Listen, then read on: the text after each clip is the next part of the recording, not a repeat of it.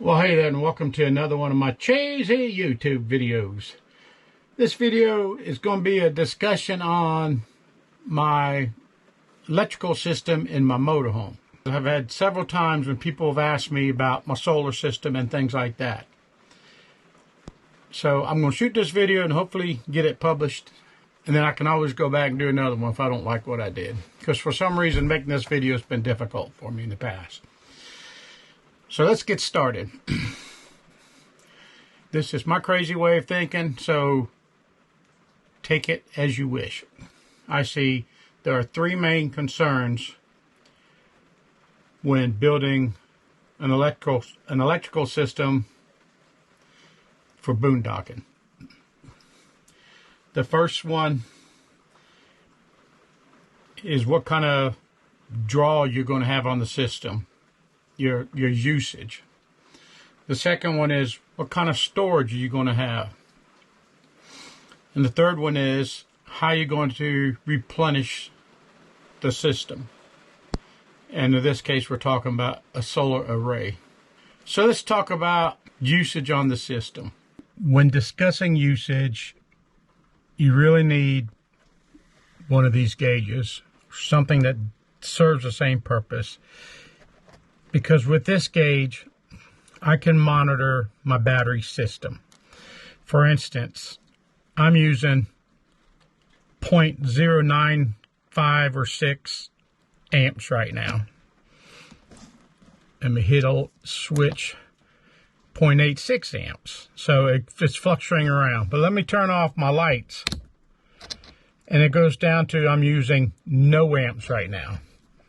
So with this little gauge, I can see real time what I'm pulling out of the battery bank. And that's pretty damn important. When I get somewhere and I'm boondocking, this will be the first thing I look at. I can say, I'm pulling 2 amps. Where is it? And I can go through the motorhome and see what's turned on. And in a lot of cases, you know, it could be a light turned on inside of a compartment outside or something that you didn't realize you left on. So anyways, this gauge is very handy to monitor your system. It shows my volts. I got 13.25 volts inside the battery bank right now. It's been a while since I used this thing, so forgive me.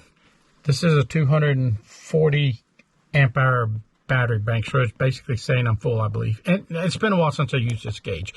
When I was offshore sailing, I had one of these on my sailboat. I used it religiously. I got 98.2% of my battery bank still available. I'm down 9.1 amp hours. And also keep in mind, this gauge needs to be zeroed out, reset from time to time. And the way you would do that, you'd make sure your system voltage is where it needs to be, and then you'll go through the process to zero out and it'll show you having used 0% of your battery bank. And it's important to do that every now and then, because sometimes you'll go for a long spell and forget to do it, and then eventually this gauge will be off pretty bad. So this gauge is really important. What you can also do when you're trying to set up your usage is you can use that gauge if your system's put together far enough, and then you can use it to turn on your inverter. How many watts is your inverter using when nothing's plugged in and running, just the inverter's on? Because it will use some. Your house refrigerator, your propane refrigerator has a DC circuit that runs all the time, whether it's on propane or 110 volt. The control circuit is DC, so that will be drawing a little bit off the bank. So if you're running off propane, your DC circuit's drawing something. Not much at all, but something. Probably the most important thing to remember are your light bulbs. And forgive me if I'm wrong here, but I think I'm right. It's been a while. On my sailboat, I went really through this thoroughly. And what I did is I took a logbook that I use. I always kept a logbook going, and I still do. and I write down everything I can think of that I would be using. And then I'd figure out the amp hours that it uses. And an incandescent bulb uses 1.4 amps per hour. But an LED bulb uses 0.4. So there's a huge savings there. So anything in your motorhome that will be run without the engine running, make it as efficient as possible. You know, of course, your headlights don't need to be LED because you're only going to run those when you're driving down the road, or your marker lights or things like that. The way the gauge works is there's a shunt down by the battery. The negative wire from the battery goes to the shunt and then on to doing its job as the negative circuits, whatever. Nothing other than the wire between the battery and the shunt is hooked to that side of the shunt. Everything else is hooked to the opposite side of the shunt. So the inverter would be hooked to the inverter's ground would be hooked to the opposite side of that shunt. And that shunt is what's measuring amps or watts or whatever going through that battery. If you hook something directly to the battery, you're bypassing the shunt, so your gauge won't read it. But I'm doing 0.7, 0.69, somewhere around there, amps. I'm just going to turn my inverter on. 14, 39, 44, 32, 15, 10 is coming back down. 8. So it's working its way back down. Now, you know what it is? I have a 110 volt refrigerator plugged into it, and it is on right now. Let's go and plug it. It's drawing 7.39. Also on my motorhome, my 110 plugs that work off the inverter are separate. They are not the same plugs that the shore power uses. That's inverter, that's shore power. Unplugging,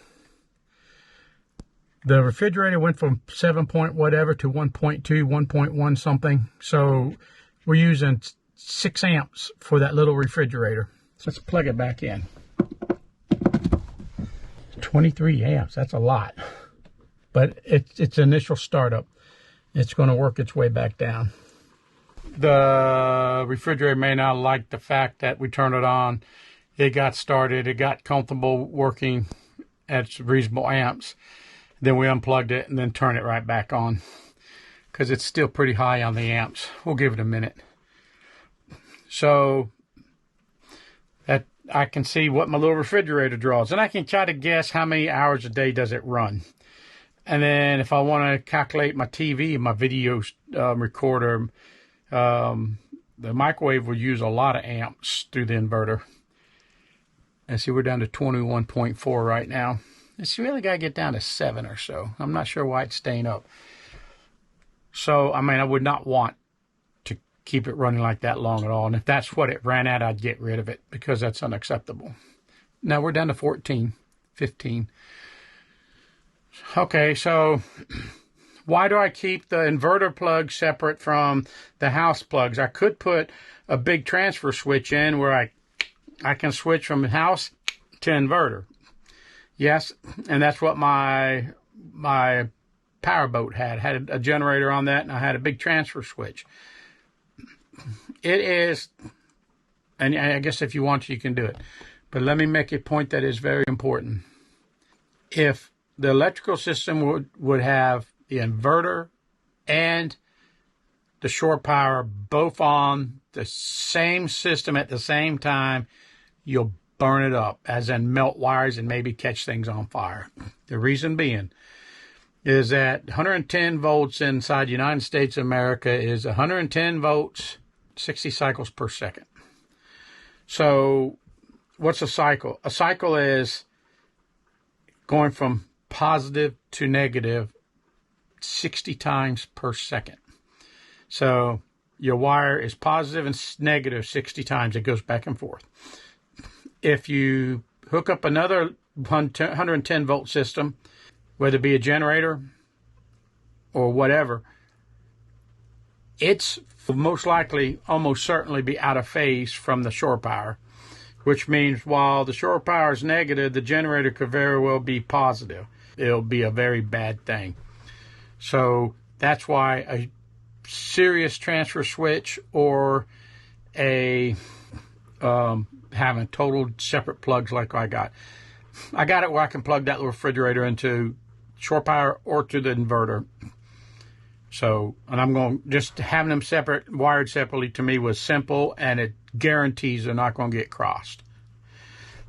All right, let's talk about the inverter. Since we're talking about things that draw electricity, let's talk about the inverter for a minute, and especially since we just got done talking about cycles. You can buy two different styles of inverters. One is a full sine wave, and the other one's a modified sine wave. A full sine wave, positive, and it kind of loops around, drops down to negative, loops around, and comes up, and that's a cycle. And at the top of positive and the bottom of negative, it's a smooth transition as it arches and heads back the other direction. A modified sine wave, it's kind of squared off. So you can get some inexpensive modified sine waves inverters, and they can do the job, and you get some that carry a lot of watts. But for me, if I'm going to buy a 2,000 watt inverter, it's going to be a full sine wave. And that's what I got. I got 2,000 watts of inverter under the bunk here. So it can run the microwave. It can do a lot. It cannot run the air conditioning. So to run air conditioning on a battery bank would require a huge battery bank and a big inverter. And maybe they're getting closer to people doing it in some sort of practical way, but I don't think so. If you're going to run your air conditioning, you might as well have the generator going. Let's talk about battery storage, storing the energy to run your bulbs, to get you through the night, to get you through cloudy days. And you need a decent sized battery bank. My battery bank on my sailboat was 4 Group 29 batteries. It's 460 amp hours or something. It was a big battery bank. A flooded battery bank has what they call duty cycles.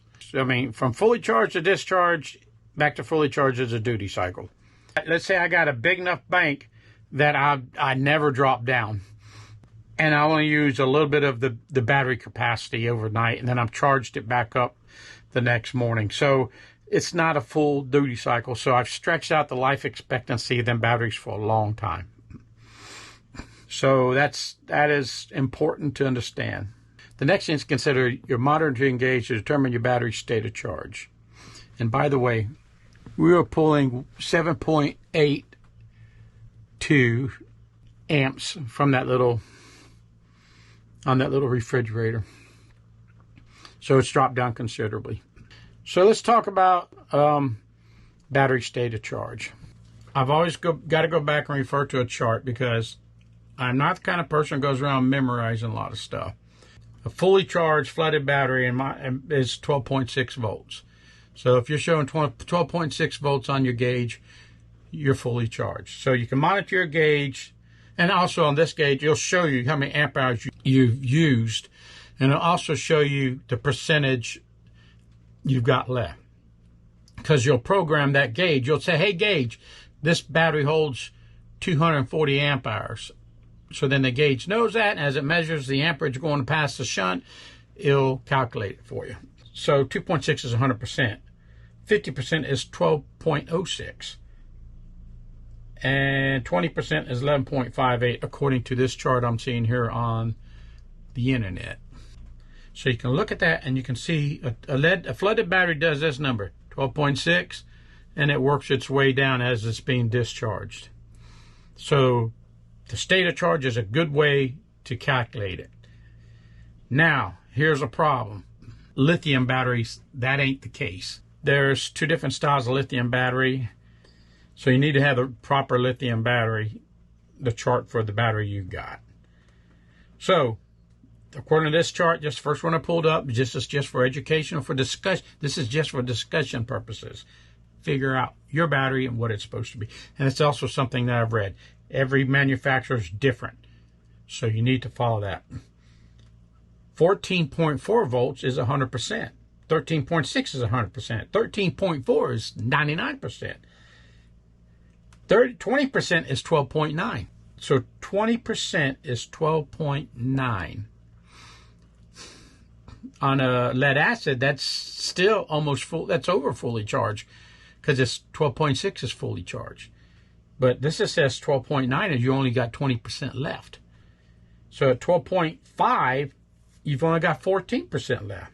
The problem here is a fully charged lead acid battery does this, 12.6, runs at a slope going down, nice and steady, dead. Fully charged lithium does this, dead. So you can't look at it and say, well, I'm getting close. You don't know where you're at. Well, I'm 12 point, you're still hanging up in the 13s. Well, that's damn good. That's not even, that's above charge for a flooded battery. But when it drops like a rock. Good point is, it will last twice as long as a similar flooded or, lead acid battery. But the problem is, like I just said, you can't tell with the lithium battery. You can't see that even discharge. You can't physically see it on the gauge. So you probably need to be looking more at how many amp hours you've used side of the gauge. And you need to tell your gauge you're running lithium and everything else, because then it'll understand that it's not going to discharge the same as a flooded battery, and it'll compensate for it. So the battery bank's got to be big enough to handle nighttime and long stretches of cloudy days. When you're boondocking, you need to understand your system, your motorhome, what you got, what you should expect from it, what you got to do to compensate. Crank your generator up in the evening, let it run for a couple hours, whatever, just to charge your system. So let's talk about my solar system now. I have never had a huge solar array on either my sailboat or my motorhome. I got a slide-in camper that I've got an array on, and the size of my array has always been smaller than what a lot of people try to put on theirs, and it's done me just fine. I would take this motorhome out and I'll go do insurance adjusting in it, which means I might spend hours and hours on my computer, and I might wake up in the morning and my battery bank's down whatever percent, and then my solar array's always brought it up quick. So I've always been tickled to death with that. So 245 watt solar panels on the roof. That brings me to another item which is very important for a solar system in your motorhome. That is your charge controller. If you look at the back of your solar panel, I bought my solar panel used, and I've been quite happy with it. And how did I come up to the conclusion that buying a used solar panel would be okay? Well, back in the 90s sometime, I bought a gate opener for my property, and I put a solar panel to charge everything up, and that panel is still good today. So maybe it's lost some of its oomph, but it still works fine. So using that theory, I had no problem buying this solar panel. I didn't even buy it, I traded for it. The reason why the charge controller is so important is you need a maximum power point tracking controller, MPPT. The reason being, if you take a 12-volt solar panel, you flip it over and look at the information tag on it, might say 17 point something or whatever it is. There's a formula, the pi formula, for figuring out voltage times amps equals watts. Watts divided by amps equals volts. Watts divided by volts equals amps. So they all tie into each other. So if you look at the 17 point something volts on your 100 watt solar panel, well, your system's not 17 point something, it's 12.6. So do the math and you'll come to the conclusion that you're not getting the wattage out of that panel that you would have got if your system was 17 point something, because you're using a lower voltage. So the MPPT, maximum power point tracking controller, it converts the volts different ways to where when I was anchored out in the dry Tortugas, I had my solar panels on my sailboat. I could move them and aim them into the sun. So I'd wake up and, I'm putting out 3 amps. I go out and aim my solar panel into the sun, and the 180 watt solar system was good for, I forgot how many amps. But actually, that MPPT controller actually allowed me to put out more amps than what them panels were made to do. So, and if you buy just a stupid charge controller, all it's going to say is, well, I'm supposed to be doing 17 point something volts. And you're not going to get the performance out of your panel that you could be getting. So maximum power point tracking controller is very important. To me, I don't want to be living in a machine that is just cranking out the amps. It's trying to do all this crazy stuff. I want to be conservative on my usage. And by doing so, I've never had a problem keeping my system up. Never. So LED bulbs is like a lifesaver. Turning things off. Look at your gauge. Right now I'm pulling 0.85 amps with the inverter on and the refrigerator on. So the refrigerator's gotten cold enough, and it shut off. So, and when I did glance over here when I was talking a minute ago, it was 7 point something amps.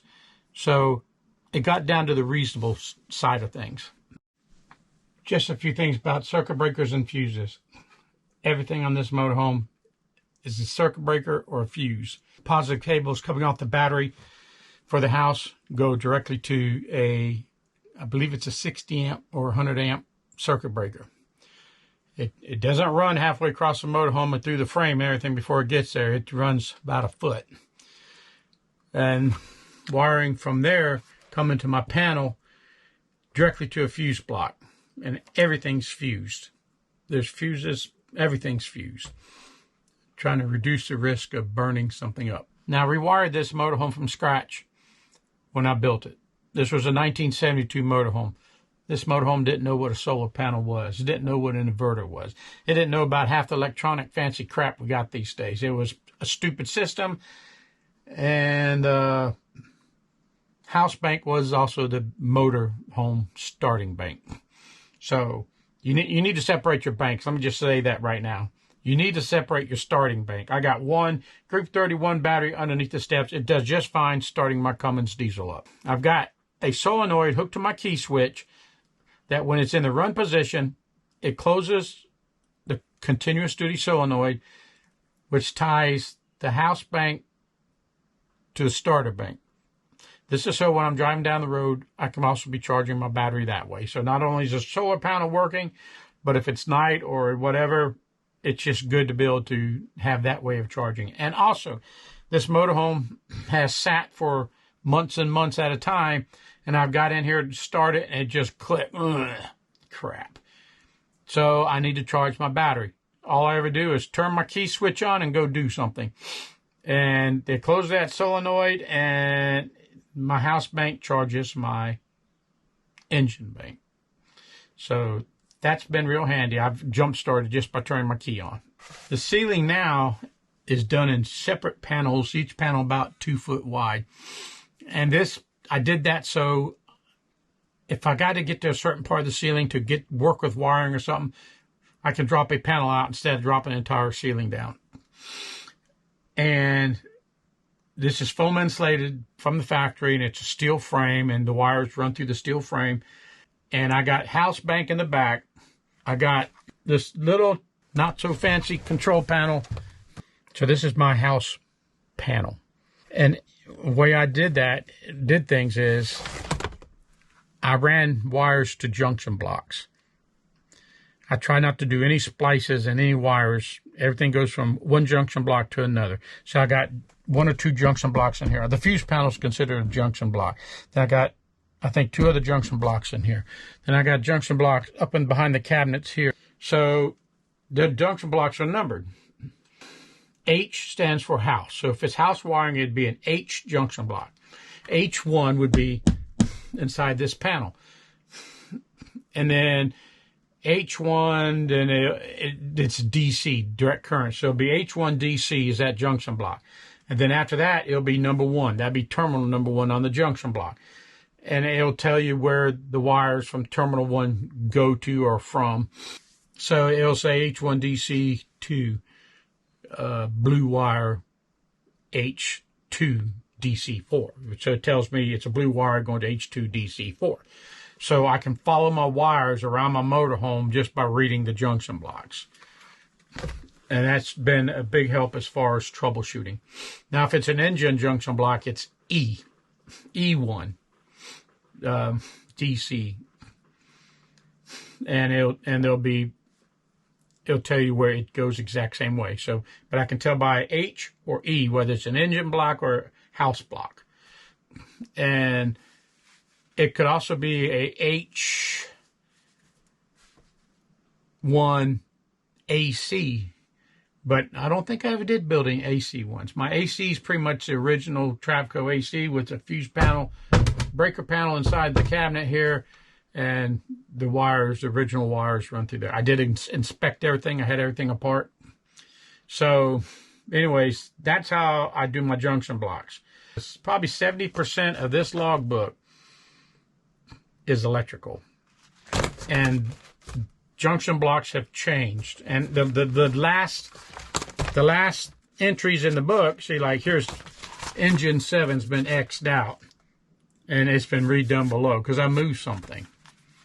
You know, and there's lots of times I'll turn around and I'll move something. And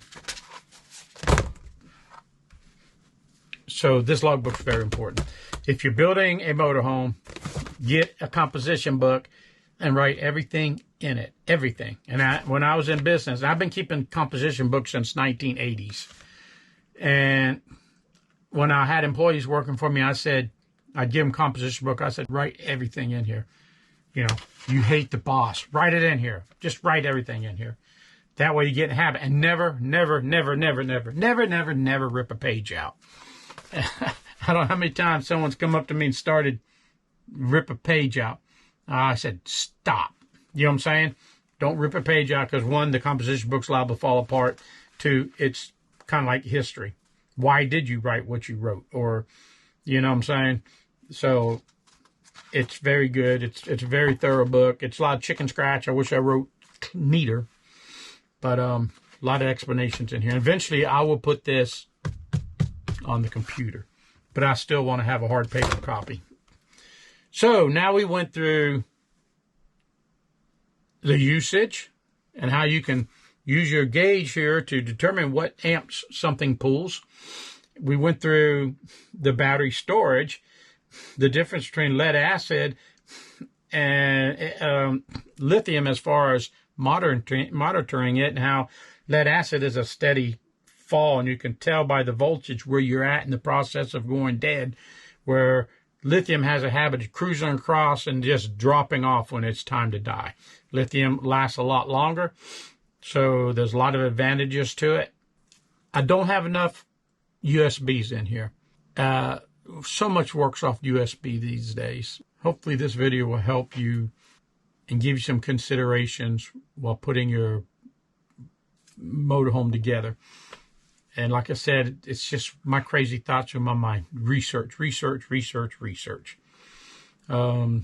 Try to determine what's the bullshit on the internet and what's real life. And hey, I might be the bullshit, but it's working for me. And well, that's about it for my video. Hopefully this video will give you some things to think about while you're putting your motorhome together. Like I said, it's just my opinion on things. Do a lot of research. Hit the like button. Please subscribe to my channel. And remember, if you love life and learning new things, go aimless.com.